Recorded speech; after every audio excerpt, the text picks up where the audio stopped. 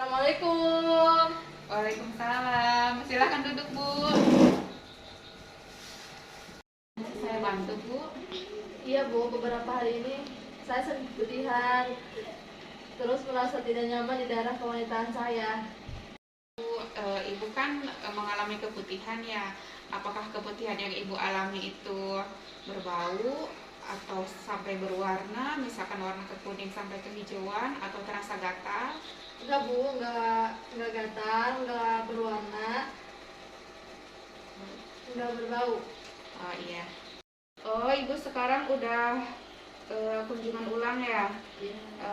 Dan di sini sudah Ibu kehamilannya sudah memasuki 24 minggu. Ibu, sebelum saya melakukan pemeriksaan, di sini Ibu harus tanda tangan Ibu konsen dulu surat persetujuan bahwa Ibu bersedia dilakukan pemeriksaan. Apakah Ibu bersedia? Iya, saya bersedia. Baiklah Bu, setelah dilakukan hasil pemeriksaan, semuanya masih dalam batas normal. Baik itu dari mulai TTV-nya normal, berat badannya juga normal, tinggi badan, lila, usia kehamilan dan janin Ibu juga alhamdulillah bagus ya Bu ya.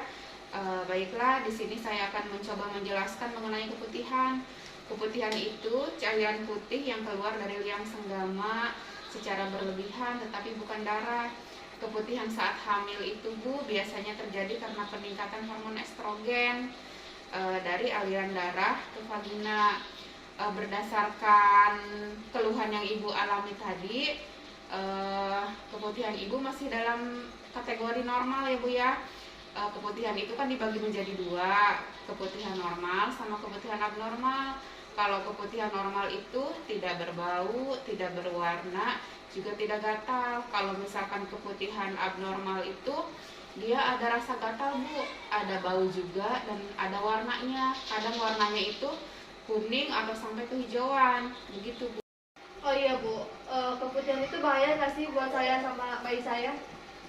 Kalau misalkan keputihan itu dibiarkan saja Bu, tidak segera ditangani, tentu bahaya Bu, karena keputihan itu berdampak misalkan kepada ibunya itu nanti akan terjadi gangguan pertumbuhan janin dan resiko abortus atau keguguran. Kalau pada saat persalinan bisa ketuban pecah dini. Kalau pada saat nifas itu bisa terjadi infeksi Bu pada saat masa postpartum. Dan kalau terjadi pada bayi itu bisa lahir prematur dan berat badannya juga lahir rendah. Seperti itu Bu. Bagaimana Bu, mengerti dengan penjelasan saya? Iya, mengerti. Terus gimana Bu biar keputihan saya sedikit berkurang? Baiklah, di sini saya akan mencoba memberikan cara pencegahannya ya Bu ya. Yang pertama itu Ibu bisa menjaga kebersihan organ genitalia itu.